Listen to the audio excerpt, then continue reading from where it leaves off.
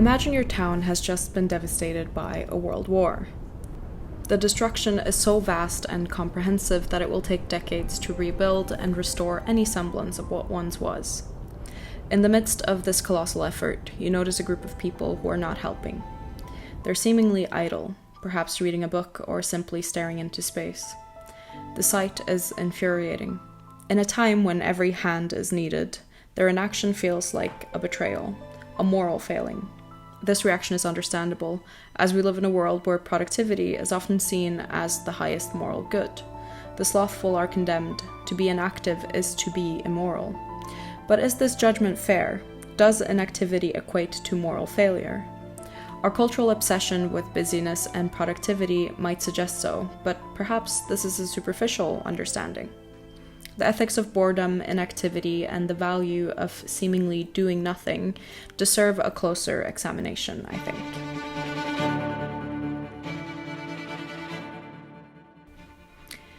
In many professional settings, it's not enough to be busy. You also have to appear busy. The culture of busyness has created an environment where people feel compelled to perform their busyness, to act out their stress and exhaustion as a badge of honor.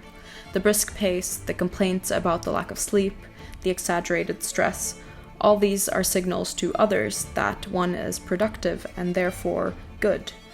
This performance, however, often masks the reality of the situation, because much of what passes for busyness is manufactured. People might spend hours on tasks that are not truly meaningful, but that give the appearance of productivity. This is not to say that all work is unimportant, but rather that the compulsion to always be doing something, to always be in motion, can lead to a kind of blind action where the quality and purpose of the work are secondary to the mere facts of doing. This manufactured busyness is not just a personal failing, it's also a tool of control. Because the acceleration of life and the constant need to be active can prevent people from taking time to think, to reflect, or to question. And in this sense, the ethics of busyness are also the ethics of control. By keeping people perpetually occupied, there is little room for dissent, for revolution, or even for deep, independent thought. The free spirit, as Nietzsche warns, is in danger of perishing in such a world. Because time for thinking and quietness in thinking are lacking. One no longer ponders deviant views. One contents oneself with hating them. With the tremendous acceleration of life, mind and eye have become accustomed to seeing and judging partially or inaccurately. And everyone is like a traveler who gets to know a land and its people from a railway carriage. An independent and cautious attitude towards knowledge is disparaged almost as a kind of derangement. The free spirit is brought into disrepute. The philosopher Simone Weil provides a poignant perspective on the dehumanizing effect of relentless activity. In her time working at a Parisian factory, Weil observed how modern industry demanded constant activity at an ever-increasing pace, leading to a form of dehumanization. The workers, herself included, became little more than cogs in a machine, their value measured by their output. She wrote in her factory journal that time was an intolerable burden, as modern factory work comprised two elements principally: orders from superiors and, relatedly, increased speeds of production. While factory managers continued to demand more, both fatigue and thinking, itself less likely under such conditions, slowed work. Weil's experience in the factory was not one of physical suffering alone, but of a deeper humiliation, as she calls it. This was not just the humiliation of being reduced to a machine, but the humiliation of being deprived of time for thought, for reflection, for the kind of contemplation that is necessary for human life to flourish. And what's more is that this dehumanization did not lead to a rebellion, but to a kind of passive docility, a resignation to the inescapable grind of activity. Weil's reflections suggest that the constant demand for activity, far from being a moral good, can actually be a form of oppression. The consequences of relentless activity and our cultural obsession with productivity has not only affected our individual lives, but also it has had profound and devastating impacts on our planet. The relentless drive to do more, to produce more, and to consume more has led to a cycle of environmental degradation that threatens the very foundation of life on Earth. And the irony is stark. In our pursuit of productivity, we're productively destroying our planet. The relentless pursuit of economic growth and productivity has led to what can only be described as a war against nature. Forests are clear-cut to make way for agricultural land and urban development. Oceans are overfished and their ecosystems are disrupted by pollution and climate change. Fossil fuels are extracted and burned at a rate that the planet cannot sustain, leading to catastrophic climate shifts. This ceaseless activity is often justified in the name of progress and development. Yet, as we push forward, we're blind to the fact that this very activity is dismantling the ecological systems that sustain us. We've become so focused on doing and producing that we've lost sight of the larger consequences of our actions. Here again, I'd like to go back to the opening scenario of people rebuilding their homes after a disastrous war. This, of course, was actually the case for most countries after the Second World War. And so I'd like to take a second to recognize that the relentless pursuit of productivity isn't necessarily just rooted in greed and overconsumption that has roots in just selfishness, as is perhaps the easiest critique to make. When I talk to people about the idea of doing less or less economic growth, it's almost like a knee-jerk reaction that you get. Because productivity and making more is the only way we've truly been successful at building our communities in the past. And it was crucial. And being lazy and not contributing to that rebuilding was, I think, fair to call a moral failing at some point.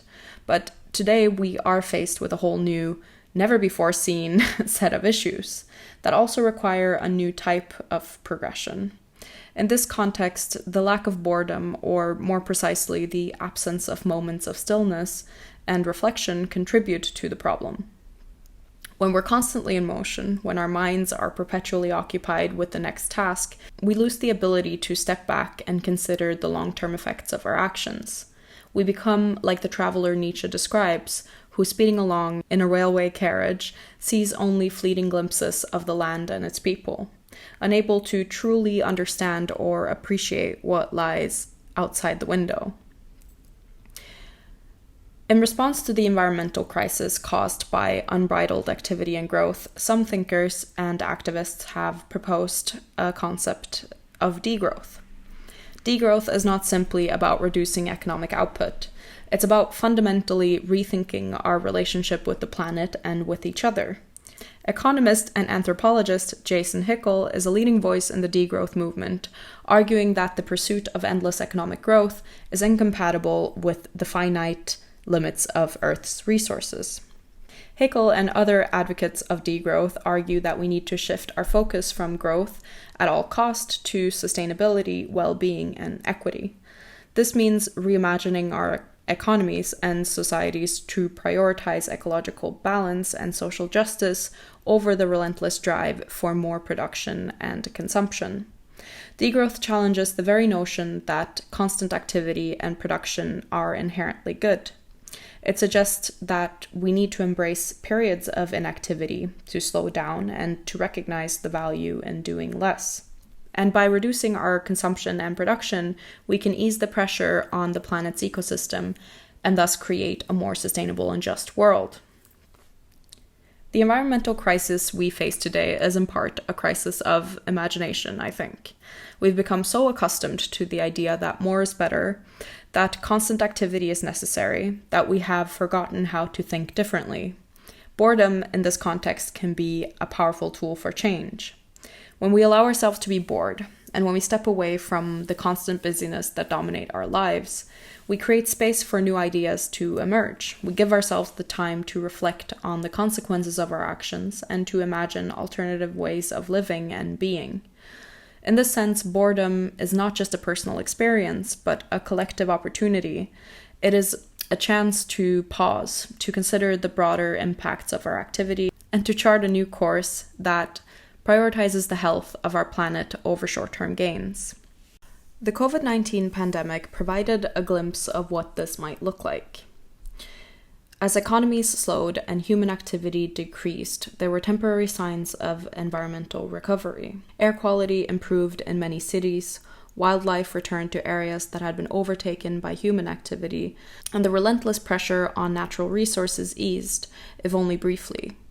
This pause, enforced as it was, demonstrated the potential benefits, I think, of stepping back and of doing less and of allowing our planet to breathe. However, these gains were short-lived, and the pressures of returning to normal have quickly reasserted themselves. The challenge then is to learn from this experience and to recognize that our current trajectory is completely unsustainable. If we are to address the environmental crisis, we need to rethink our obsession with activity and production. We need to embrace boredom, not as a failure, but as a necessary and valuable part of life. And by doing so, I think we can begin to move towards a more sustainable, equitable, and truly productive way of living. One that recognizes the limits of our planet and the importance of living within those limits. Philosopher Byung-Chul Han describes boredom as the external surface of unconscious events. This idea suggests that when we are bored, we're not simply disengaged or idle, but rather that we're in a state where the deeper workings of our mind are temporarily obscured from view. Boredom signals a pause in our conscious directed thinking, creating a space where unconscious processes can come to the forefront. It's in these moments of apparent inactivity that our minds begin to wander, to explore new ideas and connections that might not emerge in a state of constant action. Boredom, in this sense, is not about knowing or waiting for something specific. It's about opening oneself to the unknown, to the unexpected. Han's insight suggests that our impatience with boredom is often a reflection of our superficiality or our discomfort with the absence of immediate purpose or direction. Yet it's precisely this lack of immediate direction that makes boredom so valuable. It allows us to move beyond the superficial, to tap into deeper layers of thought and creativity that's often inaccessible in a state of perpetual activity. Friedrich Nietzsche offers a complementary view, contrasting the lives of inventive people to those who are merely active. Inventive individuals, he argues, live differently from those who are always busy. They require time for purposeless, unregulated activity. This time is not wasted. It's essential for experimentation, for trying out new paths, for feeling their way through new ideas rather than simply following the well-trodden ones. Nietzsche's perspective highlights the difference between mere action and meaningful action. The constantly busy person may be active, but their actions are often dictated by routine, by the demands of the moment, or by external pressures. In contrast, the inventive person uses periods of inactivity, of structured time to explore, to innovate, and to create. Boredom therefore becomes a tool, not a hindrance, to productivity, but a necessary condition for true creativity and innovation. Now, the argument that boredom or inactivity has value often hinges on its potential to lead to productivity, and it's really nothing that hasn't been said before. This perspective, however, remains entrenched in the ethical framework that places productivity and action at the pinnacle of human worth. It suggests that boredom is only valuable insofar as it serves as a prelude to creativity or innovation or some other sort of productive outcome. But this view fails to appreciate boredom for what it truly is, an experience valuable in itself, independent of any future utility or product that it might catalyze. When I visited friends who were managing a remote cabin high in the mountains, I encountered an environment that seemed to me at first to be a kind of hell. The average temperature was below freezing all year round. The snow was not the charming, soft snow of holiday postcards, but a harsh, relentless presence. Wind-whipped, cold, and set against a backdrop of perpetual grey fog. The cold was so severe that stepping outside required careful preparation, and most of the time there was no reason to venture out unless absolutely necessary. Inside the cabin, life was stripped down to its bare essentials. There was no reception, no internet, no screens to provide endless streams of distractions that fill our modern lives. And though we had our phones, their usual pull was weakened without the connection to the wider world. In this setting, boredom was unavoidable. It was as if the landscape itself conspired to push us into a state of inactivity and introspection. At first, this was unsettling. The instinctual response was to resist boredom, to search for something, anything, to occupy the mind and hands. But as time passed, I began to see this boredom differently. Rather than a void to be filled, it became a space to inhabit. The boredom was not a state of nothingness, but a presence, a force that reshaped the way that I experienced time and my own being. Boredom is often dismissed as nothing because it contrasts with action, which our productivity-driven world values as something. But this view is limited, of course. Boredom isn't the absence of action, it's an active state that allows for deeper engagement with the moment. In the mountains, boredom transformed my experience, because freed from the constraints and need to do something, I found a new presence. A sense of being where value wasn't tied to productivity, but to simply existing in the moment. Even everyone who was present, we talk a lot about people being zoned out or not present in conversations, but just the fact of being a place where that wasn't possible, it suddenly becomes quite hard to not be present in your own life when there is no distraction around, right? And this shift from acting to being is a profound reorientation, challenging the notion that human worth depends on activity. Boredom becomes a gateway to a deeper understanding of ourselves and the world, rooted in an experience of being rather than doing. Far from being passive, boredom is a transformative force because it changes how we perceive time, it deepens our self-awareness, and strips away distractions. What initially felt oppressive became a source of clarity, revealing a more profound connection to the world. In a culture that equates worth with productivity, embracing boredom can be, I think, a radical act of resistance. It challenges the belief that our value is determined by our output. Cabin fever, often seen as a negative consequence of isolation, also highlights, I think, the power of boredom. It forces us to confront our inner selves, leading to growth and deeper understanding. And that can sometimes be overwhelming, and then people have to run away or kill someone. I don't know what people do when they have a bad case of cabin fever.